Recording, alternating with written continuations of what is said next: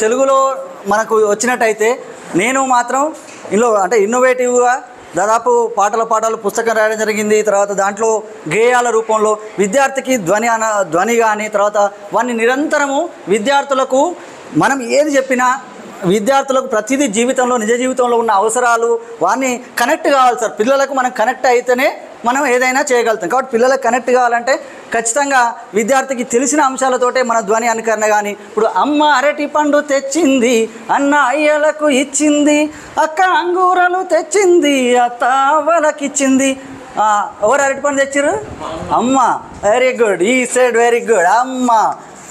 అయితే ఇలా మనం మాట్లాడుకుంటూ లిజనింగ్, స్పీకింగ్, రీడింగ్, లాంగ్వేజ్ రావడానికి listening, speaking, reading, writing sir.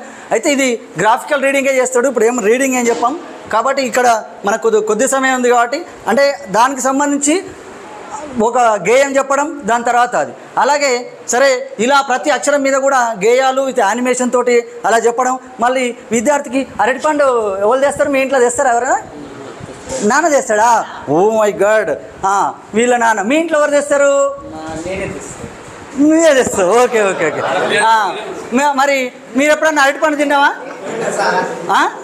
ఎట్లుంటుంది అరటిపండు? మామూలుగా గిట్లా ఉంటుందా, లేకపోతే గిట్లా ఉంటుందా, లేదా ఇట్లా ఉంటుందా? ఎలా ఉంటుంది అరటిపండు?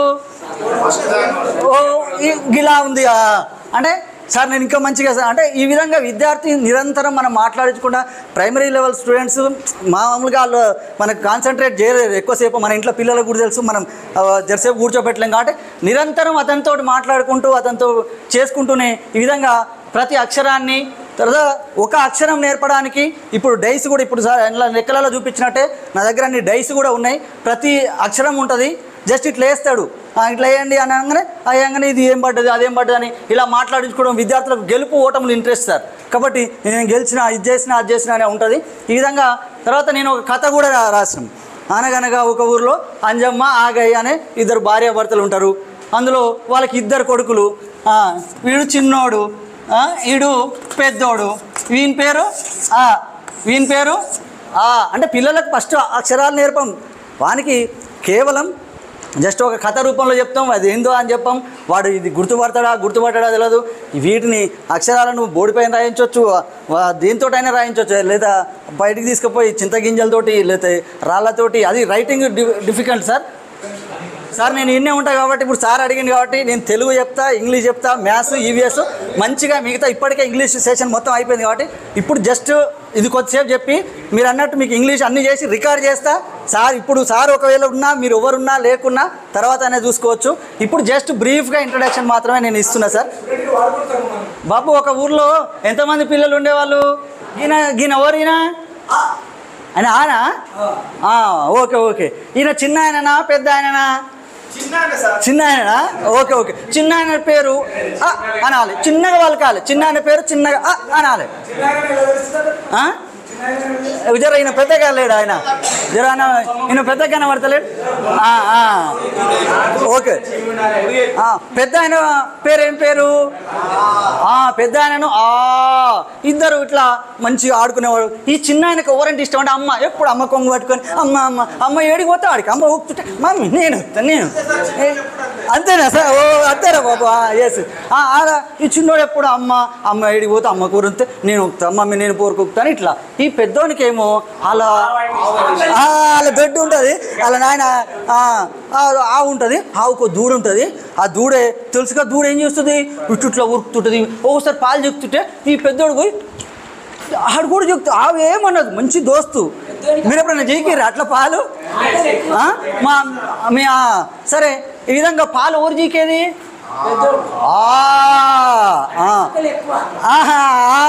ఆకలి ఎక్కువ. రైట్. మరి చిన్నోడు ఏం చేస్తాడు? ఎప్పుడు అమ్మెమ్మటే ఉంటాడు. చిన్నోనికి అమ్మ అంటే ఇష్టం. చిన్నోనికి వాళ్ళ అమ్మ ఎప్పుడు అరటి పండ్లు ఎక్కువ, ఇంకా అరటి పండు అంటే ఇష్టం. మీకే పండు ఇష్టం? మామిడి పండు. ఓకే. మామిడి పండు ఎప్పుడు దొరుకుతాయి? ఆపిల్ పండు ఇష్టం. పెద్దోనికి ఆపిల్ పండు ఇష్టం. సరే అంటే ఓకే సార్, నేను టైం తీసుకోదలుచుకోలేదు సార్. ఈ విధంగా మనము డే టు డే లైఫ్ విద్యార్థికి మనం కనెక్ట్ అయిన ద్వారా తెలుగైనా, ఇంగ్లీష్ అయినా, మ్యాథ్స్ అయినా, లేదా ఆటలైనా, లేదా పాటలైనా, ఇప్పుడు బూతులు కూడా మనకు వస్తాయి, కోపం వస్తాయి. ఎట్లా వస్తాయి అంటే అది తెలియకుండానే వస్తాయి. అంటే విద్యార్థికి ఖచ్చితంగా ఎప్పుడు ఒక కాన్షియస్గా ఉండడు. అతన్ని ఏదో ఒక సందర్భంలో అతను ఆ కాన్షియస్నెస్లో మనం ముందుకు పోవాలి. అది తెలుగైనా, ఇంగ్లీష్ అయినా, మ్యాథ్స్ అయినా సరే, నేను చెప్పినా మీరు చెప్పినా కానీ మనం విద్యార్థులతో నిరంతరం అలా చేసుకుంటూ వెళ్ళడం ద్వారానే వస్తుంది. పిల్లల్లో కలవాలి, పిల్లలతో మాట్లాడాలి, పిల్లలను తీసుకుపోవాలి, ముచ్చట పెట్టాలి. సార్ నిజ జీవితంలోనే మ్యాథ్స్ ఉంది, తెలుగు ఉంది, ఇంగ్లీష్ ఉంది, ఈవీఎస్ ఉంది, మొత్తం ఉట్టిగా వాళ్ళతో మాట్లాడుకుంటా తిరుక్కుంటా మనం అన్నీ నేర్పవచ్చు సార్. ఇంగ్లీష్ కూడా నేర్పచ్చు. What did you eat today, how do you breakfast.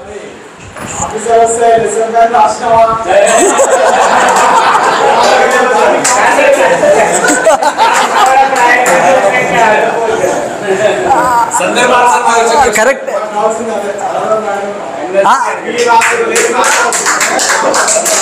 అంటే ఓకే సార్, అంటే నిజానికి మా టీచర్లు మేము అందరం కూడా కోరుకునేది కూడా అంటే నిజంగా స్వేచ్ఛగా ఉపాధ్యాయులు పనిచేయనిస్తే ఖచ్చితంగా వాళ్ళు ఏదో ఒక విధంగా సరే, అనేక కారణాలు ఉన్నాయి. ఇద్దరు టీచర్లు ఉండడం, పేరెంట్స్ సరిగా నమ్మకపోవడం అనుకోండి, ఇంకే వేరే కారణాలు అనేకం ఉన్నాయి. అందులో కేవలం ఉపాధ్యాయులు కాదు. సరే, ఒకప్పుడు మనం చదువుకున్న ప్రభుత్వ బడి, మనం చదువుకున్న అంతా తెలుగు మీడియం బడి మూత పడిపోయింది సార్. ఆ ఆవేదనతో కూడా నేను అయ్యో ప్రభుత్వ బడి, ఓ తెలుగు మీడియం బడి, ఎన్నెన్ని అవమానాలు ఎందుకు వచ్చానమ్మ నీకు, ఆలోచించుకో తల్లి, ఆదరించు మమ్మ మళ్ళీ. అసలు దీని గురించి పాలకులు ఏం జరిగింది, ఎందుకు చేసిందంటే కూడా దాన్ని చివరిది రాస్తూ పాడుతున్న మధ్యలో చరణాలు కాదు. పాలకులు చేసిన పాపాలు, ప్రజలు చేసిన మోసాలు, గురువులు చేసిన గాయాలు, అధికారుల అలసత్వాలు, ప్రభుత్వ బడులను దెబ్బతీసినాయి, విద్యా వ్యవస్థను నడ్డి విరిచినాయి. మీరందరూ ఆలోచించండి, ప్రభుత్వ బడులను ఆదరించండి, మీ బాధ్యతలు నెరవేర్చండి, ప్రభుత్వ బడులకు జీవం పోయండి అని ఆనాడు అంటే ఆ పాట రూపంలో కూడా నిజానికి మన టీచర్లది 25% ఉంటుంది, ఉపాధ్యాయుల ప్రజలది ఉంటుంది, అంటే అధికారులు ఉంటుంది, పాలకులు అంటే ప్రజలు ఇప్పుడు వేసేట ఒక విధానం తీసుకొచ్చినప్పుడు అది కూడా ఎఫెక్ట్ ఉంటుంది. కానీ మన పాత్ర మాత్రం లోపించొద్దు. మనం 25% 30% మన పాత్ర తక్కువ ఉండకుండా నిజానికి ఈ సార్ వల్ల బడి మూతపడ్డదని కావద్దు.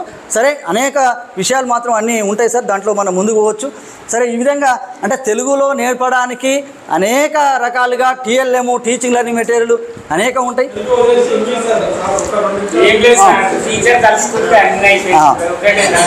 Okay sir. సరే, ఇంగ్లీష్కి వచ్చినట్టయితే ఆల్రెడీ నేను కొన్ని సార్